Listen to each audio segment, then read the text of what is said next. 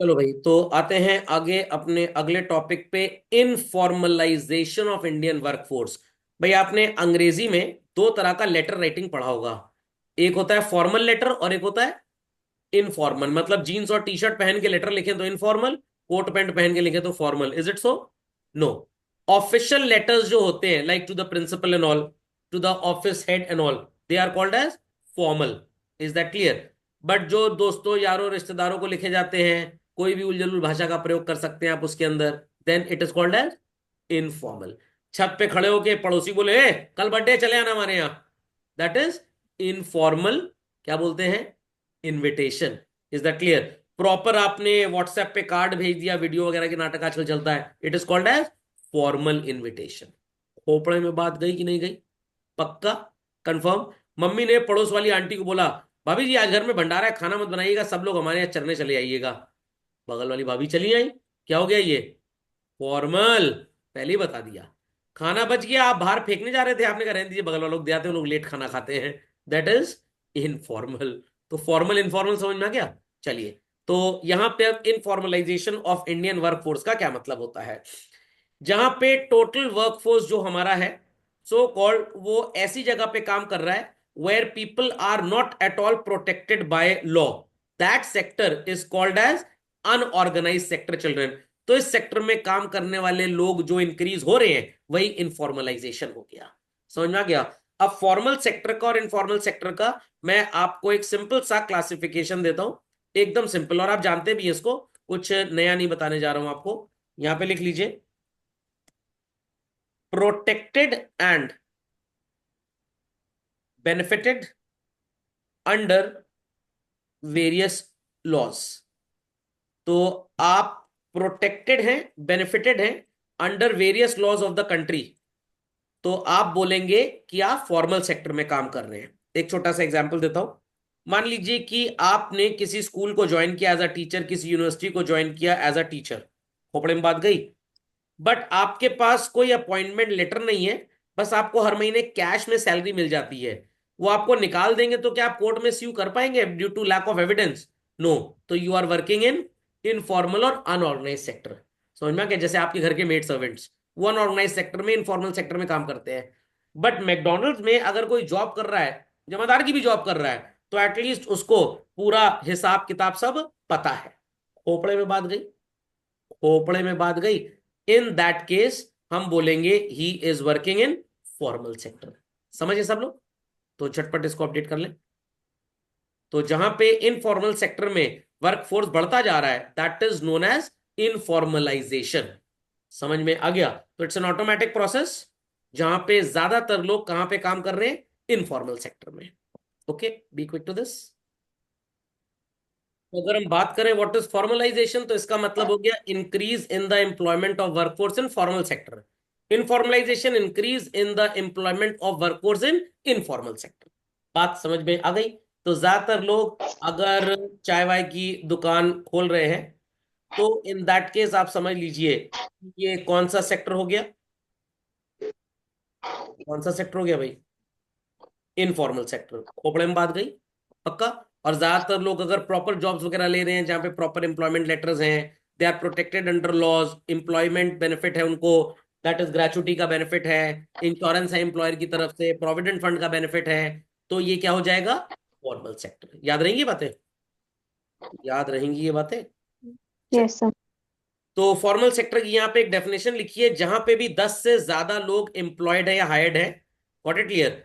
और in that case, in sectors को, in establishments को हम बोलते हैं फॉर्मल एस्टैब्लिशमेंट। सर ऐसा क्यों है, 10 क्यों लिया गया है?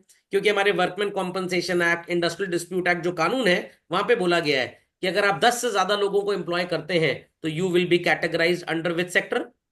फॉर्मल। और सर 9 है तो तब आप इनफॉर्मल में हैं। अगर आप इस 9 में भी रजिस्टर्ड इंस्टीट्यूशन है, I repeat, what? Registered institution, तब आपको भी क्या बोला जाएगा? Formal sector. समझ में आ गया? कॉपी कर लीजिए इसको। याद रखिएगा, 10 लोगों से ज्यादा एम्प्लॉयमेंट देने वाली संस्था को क्या बोलते हैं? Formal organisation. What? Formal. And data के हिसाब से ऑर्गेनाइज सेक्टर में 7% लोग ही सिर्फ काम करते हैं, majority work in unorganise sector. इसीलिए आप देखते होंगे आजकल इंडियन रेलवेज में भी अगर आपको जॉब मिल गया तो जरूरी नहीं it is a formal sector. Sir मतलब मान लीजिए 5 रेलवे स्टेशन गौतम अडानी जी ने लिए हैं, वो सरकार को 100 करोड़ रुपए किराया दे रहे हैं, उस रेलवे स्टेशन का सारा खर्चा, मेंटेनेंस, उस पर बिकने वाले टिकट, सबकी जिम्मेदारी किसकी होगी? अडानी एंटरप्राइजेस की। Still it is formal, I repeat it is still formal, क्योंकि यहां पे 10 से ज्यादा हो गए। बट थोड़ी सी अकल लगा लीजिए, कॉमन सेंस इकोनॉमिक्स से हट के बात करते हैं। क्या गौतम अडानी जी इतने जेनरस होंगे जितनी भारत सरकार जेनरस है? भैया बिजनेसमैन आदमी है, प्रॉफिट के लिए ही काम कर रहा है, भारत सरकार को तो टैक्स मिलता है, क्या गौतम अडानी को टैक्स मिलेगा? तो चाहेंगे कि इंप्लॉय को सैलरी कम से कम दी जाए और काम ज्यादा से ज्यादा लिया जाए। इज दैट क्लियर और नॉट? समझ में आ गया? मान लीजिए मैं एक कॉन्ट्रैक्टर हूं और मैंने किसी बिल्डिंग का ठेका ले लिया, मेरे अंडर में 400 लेबर काम करते हैं, तो अगेन 10 से ज्यादा हो गए। बट क्या ये परमानेंट होंगे? दिहाड़ी मजदूर हैं, डेली आते हैं, काम करते हैं, शाम को 500 रुपए लेके चले जाते हैं।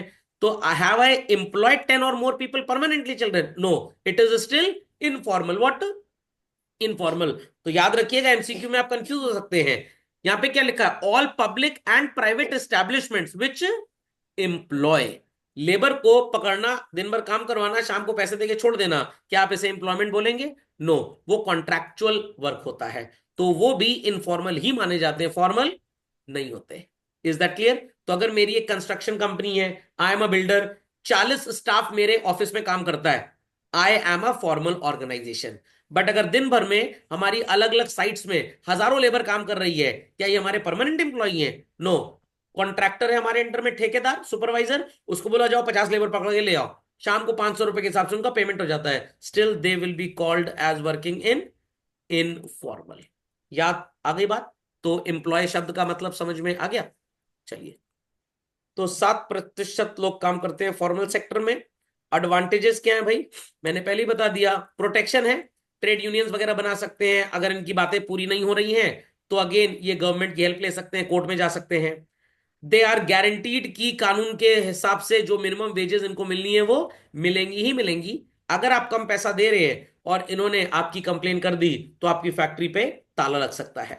तो here people get regular income, medical का बेनिफिट है, इंश्योरेंस बेनिफिट है, मेटर्निटी बेनिफिट्स है, सोशल सिक्योरिटी, प्रोविडेंट फंड का बेनिफिट, आप कल को रिटायर हो जाएंगे तो प्रोविडेंट फंड से लाखों रुपए आपको मिल जाएंगे कम से कम। तो ये सारे बेनिफिट्स आपको फॉर्मल सेक्टर में ही मिलते हैं। Fundamental is understood? Copy fast.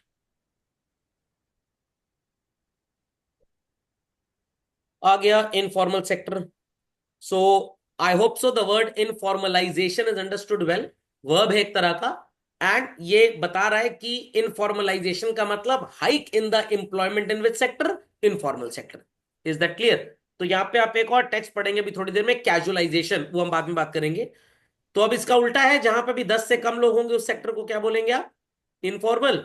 Again समस्या ज्यादा है, फायदा कम है। यहां पे वर्कर्स को जो भी वेजेस मिलेंगी बड़ी सो कॉल्ड कंट्रोल्ड होंगी, what's ever money they are getting बहुत कम होगा, एक्सप्लॉयटेशन बहुत ज्यादा होगा। और 69% of India workforce is employed where बच्चों? Informal sector. तो 69 यहां पे, 7 वहां पे, हो गया लगभग 76%। सर बाकी के 24% भीख मांग रहे हैं क्या? अरे नहीं भैया, they are self employed. What? Self employed. खोपड़े में बात गई? People understood what is informalisation? पक्का? चलिए, तो झटपट इसको लिख लें आप, फिर इसके ड्रॉबैक्स बताता हूं आपको मैं।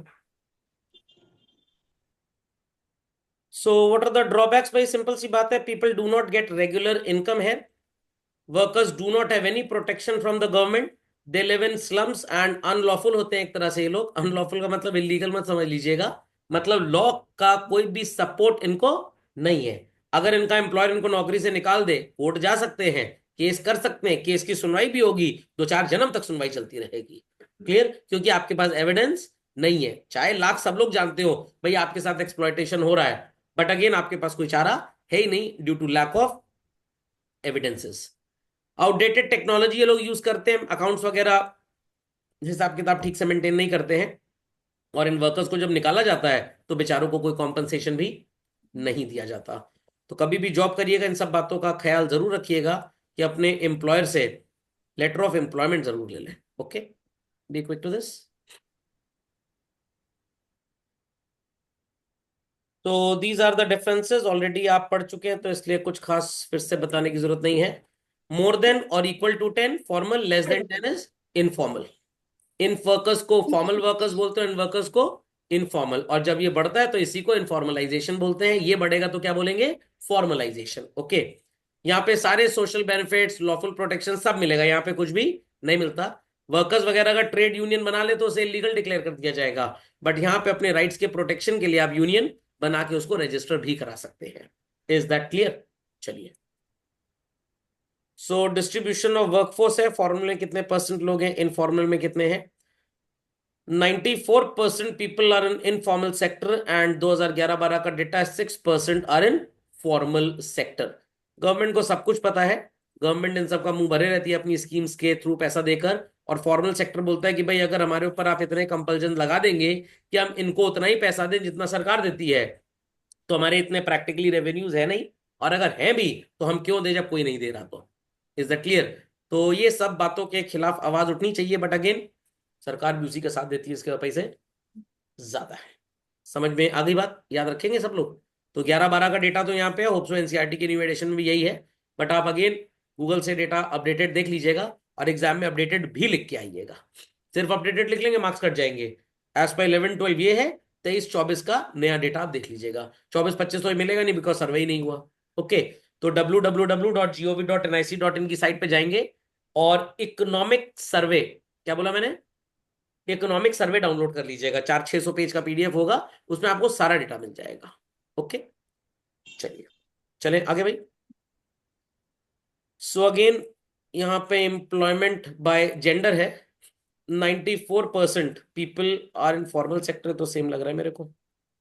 हाँ ये है जेंडर वाला, यस, सेम स्लाइड थी। 70% workers are men and 30% workers are women. समझ में आ गया भाई इनफॉर्मलाइजेशन की पूरी कहानी? चलिए।